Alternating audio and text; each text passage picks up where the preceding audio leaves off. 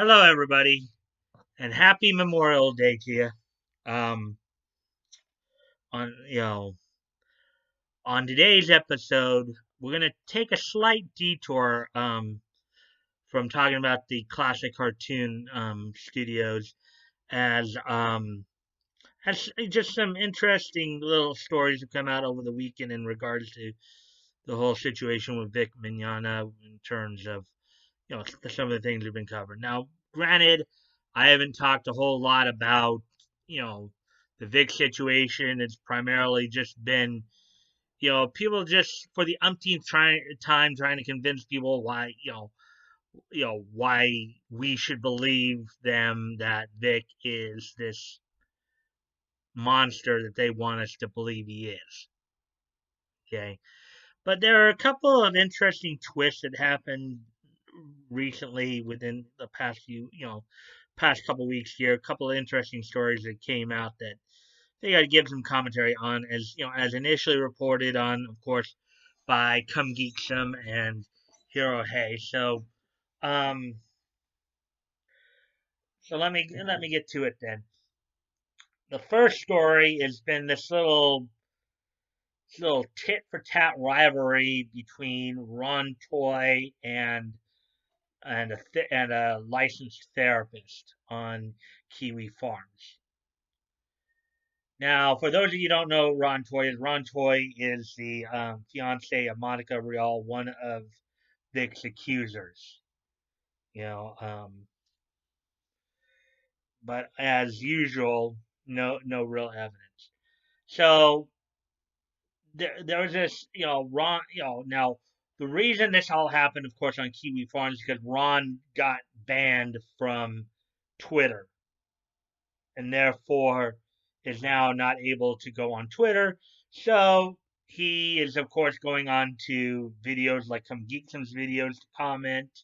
He's going on to Kiwi Farms because he can't go onto Twitter now. It just again goes to show you the guy seems to be more of an attention hound, attention whore than anything else. He gets banned from Twitter, so he's got to go somewhere else. Got to start, you know, so this therapist decided to chime in and give his opinion on how what he's observed of Ron's behavior and what he believes is going on with Ron. Basically on the not an official diagnosis, but he believes that Ron has antisocial disorder. Um, he has a certain amount of sociopathy there. And has been encouraging Ron to get some help. Ron, of course, in a very narcissistic way, has has um, has gone against the guy. Um, and as per Kickvic, he is basically threatened that if he ever finds out what because the guy on Kiwi Farms goes by the name Ken Jennings. Of course, Ken Jennings everybody knows because the name of the guy who won on Jeopardy. So Ron is of course trying to track this guy's real name down. And he's basically threatened to try to get him, get his license pulled, get him fired, this, that, and the next thing, just because the guy gave an opinion. Typical Kickvic stuff. Apparently Kickvic, like a lot of SJWs out there, like a lot of NPCs, like a lot of the progressive left, don't seem to understand we have something called a constitution that gives us the freedom to speak our minds. Okay? Um, so yeah, so basically, he's just going back and forth with this guy. It's like the guy just gave his opinion, and Ron's gonna now try to go after him. Yeah, that kind of thing just doesn't work. And here's the thing, Ron, just to think about. You go after this guy, you could get into trouble. This guy could file a harassment suit against you, and you could land in jail. So take that into consideration before you start, making threats about, oh, I'm going to get you fired, I'm going to get your license pulled, this, that, and the next thing. Guy has the constitutional right to speak his mind. You cannot take that away from him. So this has been an interesting story playing out. Of course, everybody saw Ron's interview with like Cress, Cressidia Holmes, aka Crumbion, and Mr. Hop on their podcast, where he said he claimed to have changed, but I think a lot of people are pressing X to doubt on that right now. You know, Ron is. I personally, I think Ron, like much like the therapist said, I think Ron seriously needs some help. Okay, I think he seriously needs some help because he's got this narcissistic need for attention, and it's driving him to do a lot of stupid things and say a lot of stupid things.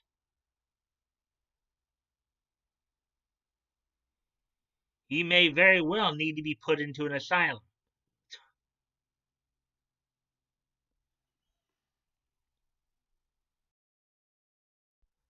Now, of course, that's all that's going on with the Ron side of the story.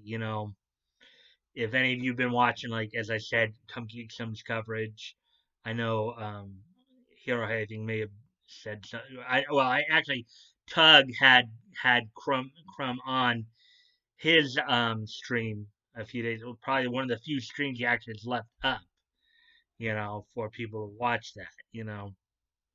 But and Come Geek Some covered his interview as well there, and I watched a lot of that. And you could just and anybody who of reasonable intelligence has even some understanding and knowledge of how to study human behavior could probably tell.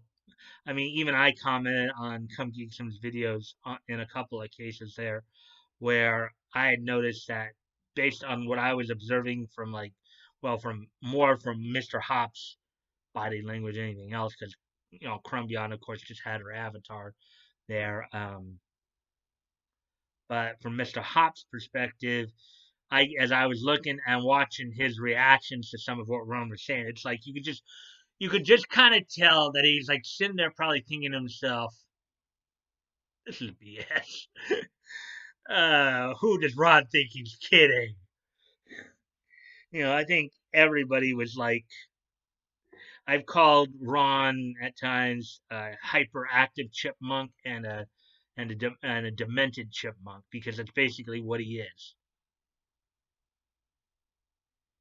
He's just looking around for what little nuts he can find. Those nuts being whatever, whatever attention that he can gain to validate his his views, to validate his person, to what have you. So, yeah, I mean, obviously Ron needs some serious help. That's about the long and the short of it.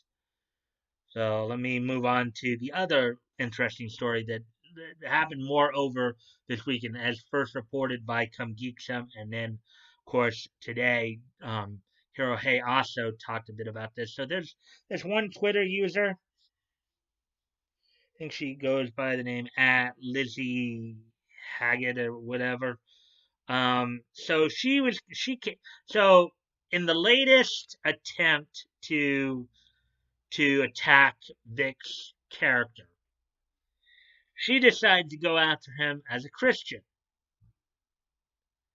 Apparently, her beef is that apparently at one of his panels, in which one of his Sunday panels that was kind of one where he's trying to share the word of God and stuff like that.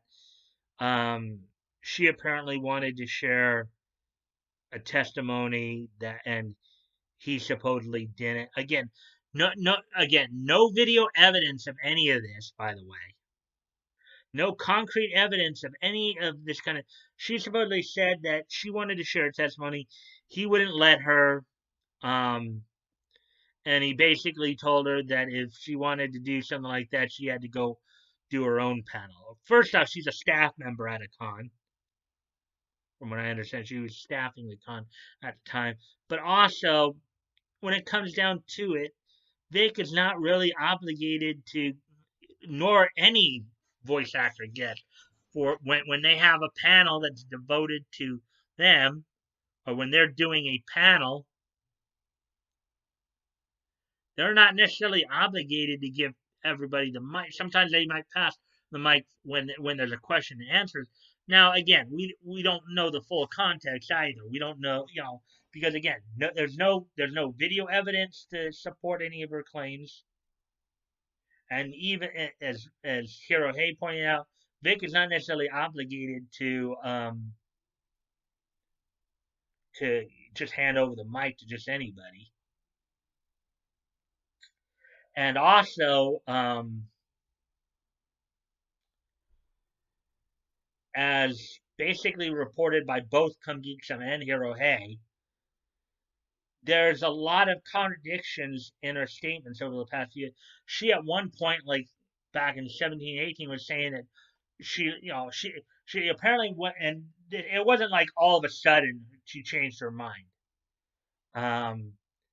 She apparently at one point she really, okay, she was, I guess, at one point it seemed like she was a fan of Vic's, and then she said she wasn't, but she respected him as a Christian.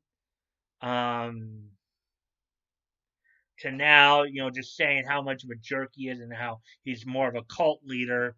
Again, this is just another one of those situations where Kickvic is just throwing stuff against a wall hoping something sticks. They've been doing this for the last year and a half now, where it's kind of funny. Everybody got all we've been focusing on the fact that they really have done damage to his reputation with accusing him of being like a predator or the other P word, you know. But that's not how it started. Initially, they started by saying, "Oh, he's a homophobe," and then that didn't stick. So, oh, he's an anti-Semite. Oh, that didn't stick. So, what can we call? What can we do now? What can we do now to cause damage? Oh, he's creepy. He's a 50-year-old man who hugs 14-year-olds without consent. That one may have gained a little traction, but not a whole lot. It still wasn't really gaining a lot of traction until they decided to build on that narrative.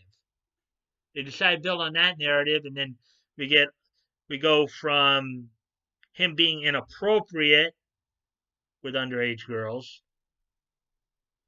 which we've actually seen video evidence of other voice actors and some of the people who are calling him out on the behavior actually committing a little bit of projection there. Okay, but going from being creepy and being inappropriate to suggesting that he attempts to seduce underage girls to then going on to the full Monty. And then we've also, and then it also escalated not just from him being, the P word, okay, but also he's apparently, they want us to believe that he just goes around and just in any and every kind of form, just assaults women, you know. Um, and through all the evidence that they have presented, a lot of it's anecdotal and circumstantial, and even in some of the video evidence where they present, where some of it, is a matter of interpretation, matter of context of the time. Okay, so They have presented no real. I mean, and the thing is, here's the thing: if they really had any real hard evidence, they have. We keep asking for evidence. Come some kept pointing this out. We keep asking for evidence. We keep asking for this evidence that they claim to have. Everything they presented has pretty much been debunked, or debunked either by the people that have been actually involved in it. They've had some people where let's say like we know about the ANN article, you know, where they used the girl's picture and she basically told them no, it didn't happen that way. Please don't use my. Where they've either been debunked by the people involved, or if you look at some of the situations, you realize no, that's not what he's doing. And any reasonable person can figure that out. Okay. But now, now this new angle, this one girl is attacking him for claiming to be a Christian herself. Um, but I think this girl doesn't understand the concept of humility apparently because because her whole thrust of it is that because he wouldn't allow her to give her testimony, you know. Well, first off, what was he even opening the door to that though? See, again, no video evidence to even suggest that was he even doing that. We have no frame of reference for when this supposedly happened. Don't know what con she. That's another thing, and I noticed neither her tweets can indicate this, and I don't know if Come Geek Some or Hero Hay picked up on this as well, but there's no time reference. If this did happen, when exactly was this supposed to have happened? At which con? What year? Okay. Again, I get that maybe they didn't pick up on it because basically they just went based on what was presented and realized that it was you know baloney. But you know it's kind of like, yeah, that's just Christians wouldn't necessarily act like that.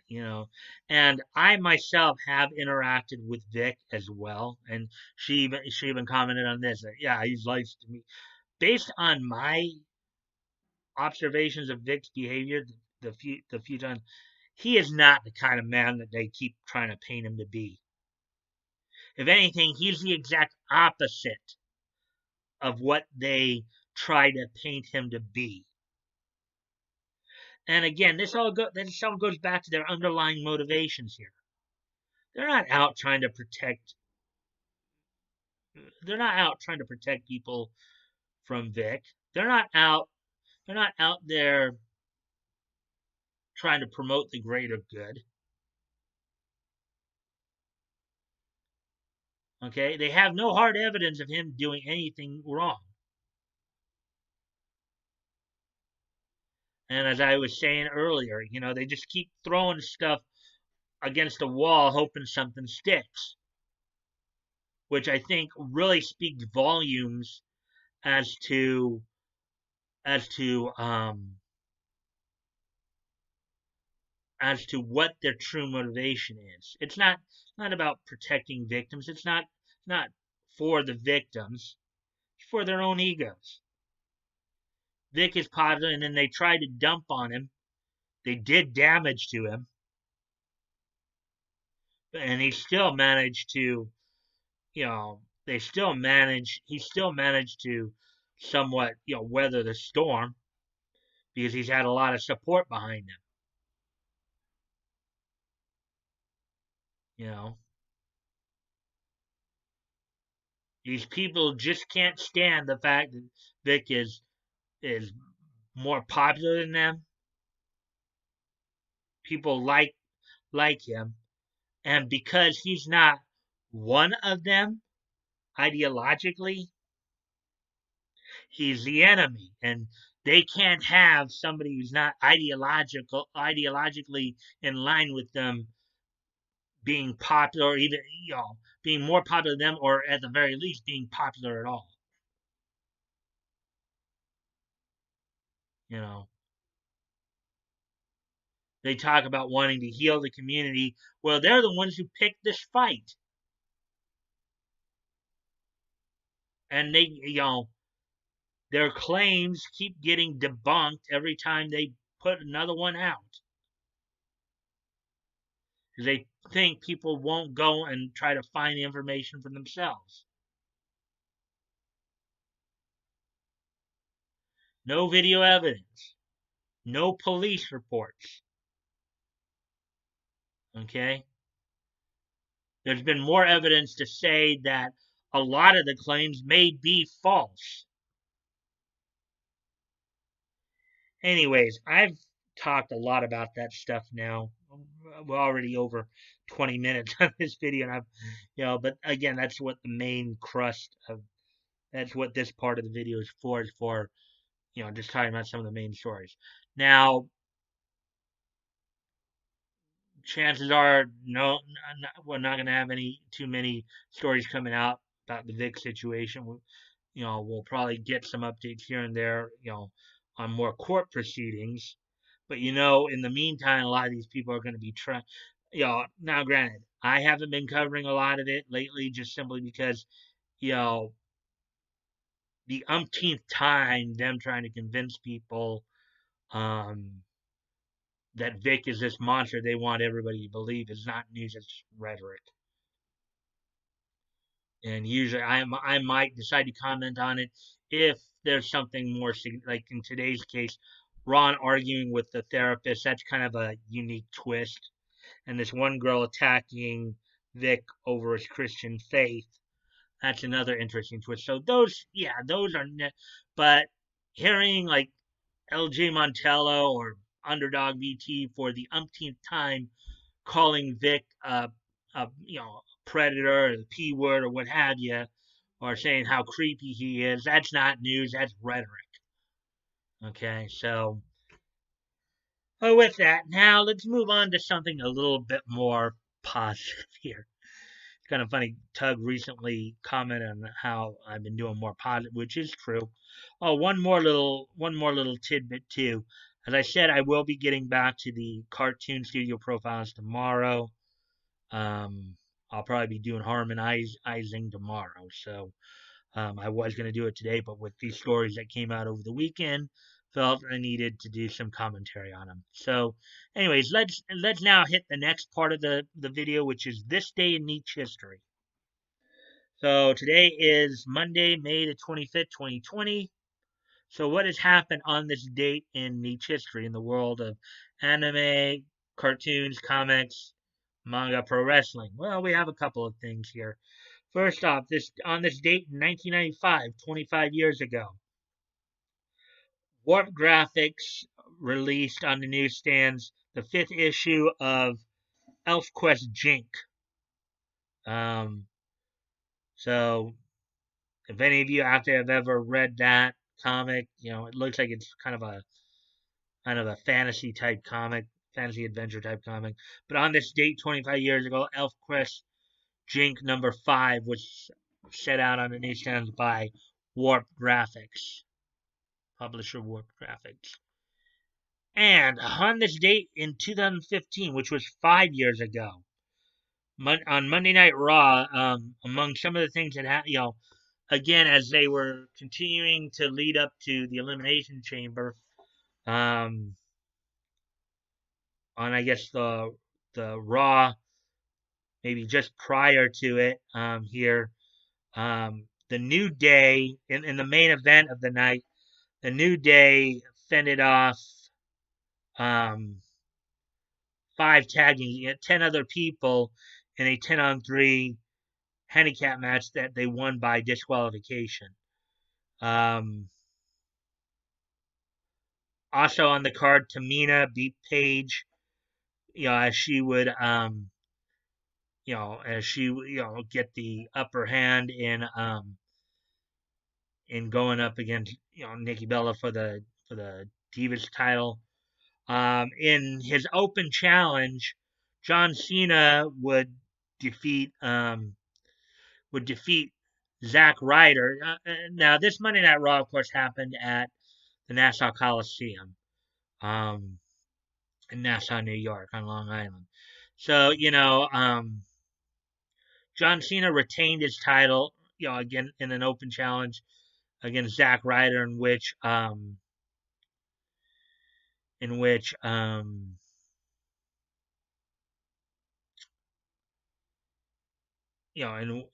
and afterwards Kevin Owens came out and attacked John Cena after the match.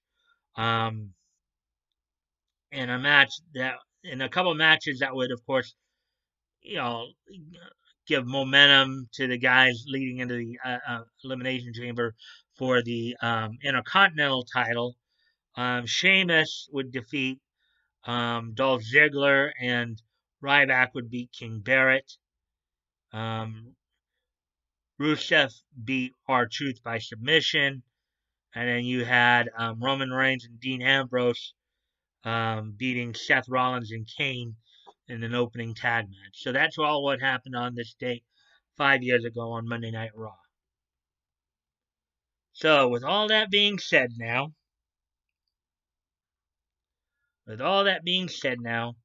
um, you guys, if you guys want to contact me directly, you can direct message me on my Discord, my Discord link, as well as a number of other links down in the link section there in my video. Um, let's see. Um, you can, I'm still promoting a bunch of different dub companies as well. I'm also still promoting Vic's GoFundMe, as well as Hug and Lug's latest comic venture. Another case of the Littlest Umbrella. You guys might want to check that out a bit. Um, as always, guys, never feel like you have to donate. If you have the means to, it's on your heart to do so, please consider doing so. Please consider donating. If you've already donated, please consider donating again. And if you cannot donate, you can still help out the cause by sharing the link. Because sharing is caring. You never know. Maybe maybe somebody in your circle of friends may decide they want to help too. Doesn't hurt to ask. And if you like this content, please consider liking, commenting, sharing, and subscribing. I always look forward to the conversations with you guys, as long as it's civil and respectful. We can always agree to disagree. But I hope you guys will stay engaged. Anyways, as I said, tomorrow we'll get back to the cartoon studio, doing the cartoon studios for a while. I hope you guys have been enjoying those. I hope you guys, and taking a look back at some of, particularly for those of us who are a little bit older, some of us who are like in our, or late 30s, 40s, 50s, looking back on what we grew up on, remembering the escapism of our childhood. That's always a cool thing to do. So I'll be getting back to those starting tomorrow. And don't forget, also on Friday is the next VA premiere.